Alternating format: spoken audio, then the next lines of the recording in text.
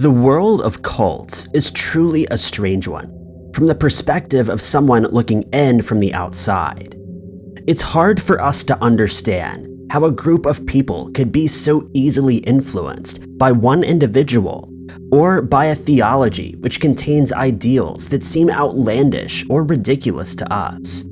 But with more than 10,000 cults being active today in America alone, it's a world that is very much still alive and seemingly growing. Number 5. Jimmy T. Roberts, the son of a former Pentecostal minister, created the Brethren movement in 1971 after he found that other churches were too worldly, and he decided to create a wandering discipleship based on the apostles in the Bible's New Testament. His first followers were recruited in Colorado and California, where they lived a communal lifestyle. The Brethren is also known as the body of Christ and the brothers and sisters, and they hold the belief that we're living in the end times, which means that humanity needs to cleanse itself in preparation of the apocalypse. Members are told to sell all of their possessions and cut all ties with family members and friends who are not involved. This, they're told, will help them earn salvation. Any money owned by new members is handed over and distributed according to the needs of the group. The cult moves from place to place, and they earned the nickname Garbage Eaters after some of their members were seen foraging through trash bins for food. Members are known to not bathe on a regular basis, though this is not a fast rule. Some members refuse medical treatment, but again, this is not a rule that is enforced. Men and women of the group take their meals separately, and new members are not allowed to mingle with the opposite sex. Children are told not to play, as laughing, dancing, and celebrations are only meant to be done upon the return of the Yeshua. They're allowed to color, however, and singing is allowed at evening gatherings. Members are divided into groups of 2 or 3 and sent out to preach their message, convening at certain intervals to listen to sermons performed by Roberts and receive their new partners as well as their new destination. After several raids were performed by police in the 70s, members were instructed to keep their locations secret and to cease communications with their families. Parents of children who've become members of the cult started a group called the Roberts Group Parents Network, which attempts to locate their missing children. Though Roberts died in 2015, the group still has close to 100,000 members with 978 congregations. Number 4. Founded by Arthur Bell during the Great Depression, the Mankind United cult believed that the entire world was being run by what he called hidden rulers and money changers. This conspiracy theory claims that all wars, poverty, and injustices are orchestrated by a malevolent group of people who are opposed only by another group called the Sponsors, which was founded in 1875. In his book, Mankind United, which served as the primary text of the cult, Bell claimed that the Sponsors were on the verge of making themselves known to the rest of the world, and that they would create a utopia in which the world would be free of poverty through universal employment, an artificial language, and a financial system based on credits. He claimed that our workday would be decreased to 4 hours per day, 4 days per week, although this would only be possible if they received the support for their plan, promoted by the Pacific Coast Division of North America, International Registration Bureau. Members were told that once their numbers reached 200 million, the Sponsors would put their plan into place and the new utopia would begin to take shape within 30 days. The cult was mainly funded by the sales of Bell's book, but their numbers would never reach more than a few thousand and wouldn't expand any further than the Oregon border. As for the promised utopia, the only one who lived in luxury was the cult's leader, Bell. He obtained several luxurious apartments and mansions, one of which was located on the Sunset Strip, featured an indoor swimming pool, and had a cocktail bar, though members were not allowed to consume alcohol. While Bell received $50,000 a year tax-free, His followers were paid $40 a month for full-time work at his business, which included hotels, shops, and ranches, where they would work 16 hours a day, 7 days a week, in contrast to his promises. Bell told his followers that he had the ability to be in more than one place at a time, and that sponsors possessed technology that would eventually allow them to resurrect the dead on another planet. By 1951, however, Bell had denounced these beliefs and his followers dispersed, causing the cult to disappear as there were no successors to take over the reins, and it became apparent that there was no such thing as sponsors. Number 3.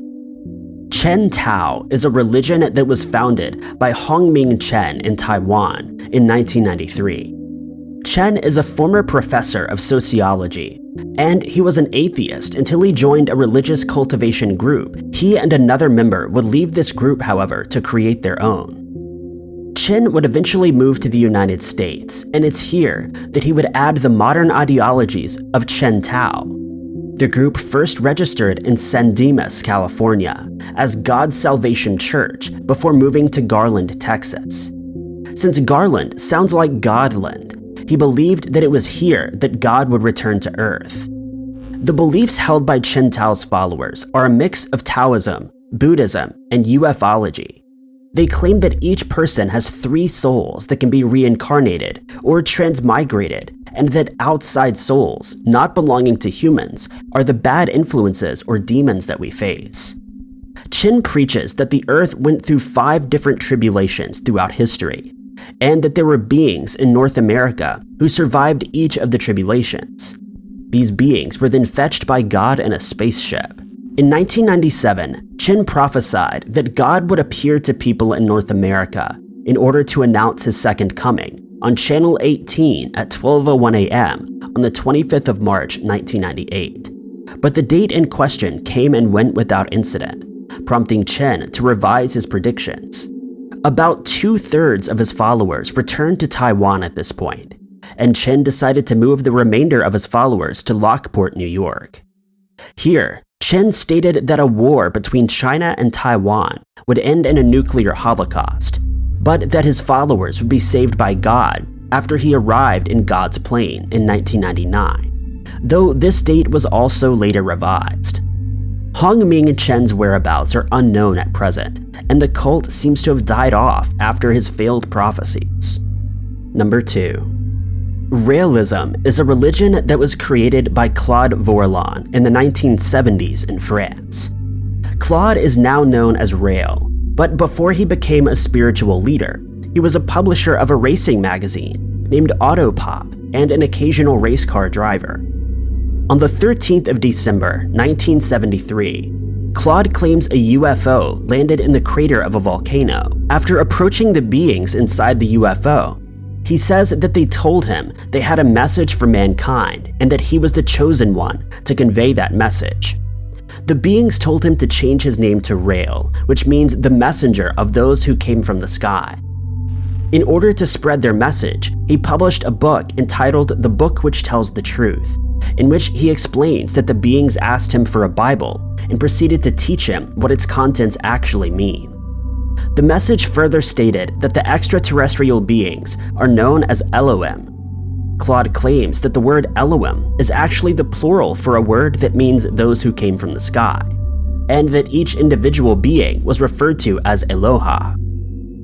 He would follow that up with another book in 1975 called Extraterrestrials Took Me to Their Planet, in which he claims to have accompanied the beings to their planet, where he was offered 6 robotic women, saw his clone being created, and he was taught the secrets about sensual meditation. These writings are considered by his followers as scripture. The beliefs of realism hold that all life as we know it was created by the Elohim, and that they've been appearing to humans for millennia in the form of angels or gods. They would then spread their message through religious leaders like Jesus. Baptisms are held 4 times a year on the anniversaries of the atomic bomb being dropped on Hiroshima, the day Claude first met the Elohim, the day that he had dinner with Jesus on a spaceship, and the day that the beings created Adam and Eve, which is the first Sunday in April.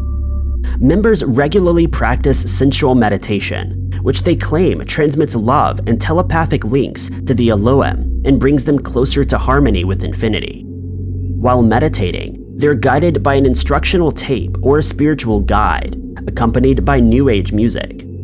At present, Realism has a member count of over 100,000 people. Number 1. Dr. George King, the founder of the Aetherius Society, claimed that by practicing yoga, he was able to spiritually raise himself to such a high level that he was able to communicate with extraterrestrial beings, either through telepathy or direct channeling. In 1958, he claimed that he was contacted by such a being, the cosmic master named Aetherius. He was given a message by Aetherius that told him to ready himself, as he was to become the voice of interplanetary parliament. And thus the Aetherius Society was founded, with Aetherius's first message being known as the Command. King would continue to be contacted by the cosmic masters, with further commands being issued. The recordings of these messages would go on to become integral parts of the Society's services today. One of these messages explained that a being will emerge on Earth that will be dressed in a single garment of a type never seen before. He will wear soft shoes, though they will not be made of animal hide, and he will approach the leaders of Earth.